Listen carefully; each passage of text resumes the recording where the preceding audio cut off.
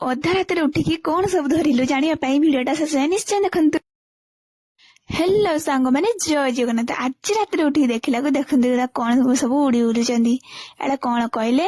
ଏଇଗୁଡା ପରା କଲେଇ ପୋକ। ଆମର ତ କୁହାଯାଏ କଲେଇ ପୋକ, ଆଉ ଆପଣଙ୍କ ଆଡେ କଣ କୁହାଯାଏ କମେଣ୍ଟରେ ମତେ ନିଶ୍ଚୟ ଜାଣିବେ। ଏଗୁଡାକ ସବୁ ଗୁଡାକୁ ଧରିକି ଢମା ଭିତରେ ରଖିଦେଲି, କାହିଁକି ନା ଢମାରେ ପାଣି ଥିଲା, ଆଉ ପାଣିରେ ପକେଇଦେଲେ ସେମାନେ ଉଡି ପାରିବେନି। ସବୁ ଗୁଡାକୁ ଧରିକି ପାଣିରେ ପକେଇଦେଲି, ଗୋଟେ ଗୋଟେ ଧରୁଥାଏ, ପୁଣି ଗୋଟେ ଗୋଟେ ଆସୁଥାନ୍ତି। ତାପରେ ସବୁ ନେଇକି ନିଆଁ ଜଳେଇକି ତାବା ବସେଇକି ତାବା ଗରମ କରିକି ସେଗୁଡାକୁ ସବୁ ପକେଇ ଦେଇଥିଲି।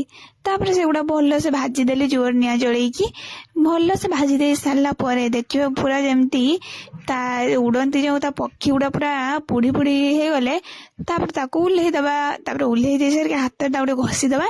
ଘଷି ଦେଲେ ସେଗୁଡା ସବୁ ମାନେ ଛାଡିଯିବ ତା ଦେହରୁ।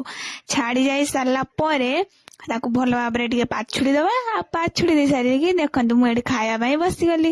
ଆଉ ବିଶ୍ୱାସ କରନ୍ତୁ ଏତେ ଟେଷ୍ଟି ଲାଗୁଥିଲା, ଆଉ କଣ କହିବି ଆଉ। ଆଉ ଭିଡିଓଟି ଭଲ ଲାଗିଥିଲେ ସବସ୍କ୍ରାଇବ ନିଶ୍ଚୟ କରିବେ। ରହୁଛି, ଜୟ ଜଗନ୍ନାଥ।